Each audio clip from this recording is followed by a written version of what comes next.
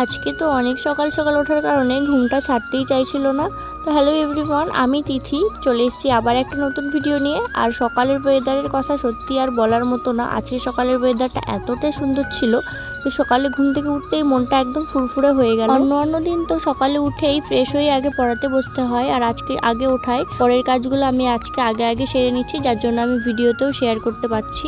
ঘুম থেকে উঠে আর কিছু করি বা না করি চুলটাকে আঁচড়ে আগে টাইট করে বেঁধে নিই, নইলে আমি কোনো কাজের জন্য এনার্জি পাই না। তো তারপরে বিছানাপত্র সব গুছিয়ে বসে পড়েছিলাম পড়াতে। আগের দিনের কিছু জামা কাপড় ছিল ধোয়া, তো সেগুলো শুকিয়ে গেছে, সেগুলো এখন গুছিয়ে রাখছিলাম। তোমরা এই ভিডিওতে যেটুকু দেখছো আমি বাড়িতে সেটুকুই কাজ করি, এর বাইরে আমাকে কিছু করতে হয় না। আর আমাদের ঘরগুলো ছোট হওয়ার কারণে তো যেটুকু পারি সেইটুকুই গুছিয়ে রাখার চেষ্টা করি। ঘরটা যদি একটু বড় হতো তাহলে হয়তো নিজের মনের মতো করে সাজাতে পারতাম। যাই হোক, তারপর স্নান সেরে স্কিন কেয়ারটাও সেরে নিলাম, আর রাধা গোবিন্দকে সেবা দিয়ে নিজেও খাওয়া দাওয়া করে নিয়েছিলাম, নিয়ে দেখছিলাম একটু টিভি। আর তারপরে বাড়ির সবাই বসে বসে গল্প করছিলাম। তো আজকে ভিডিওটা এই অবধি, টাটা।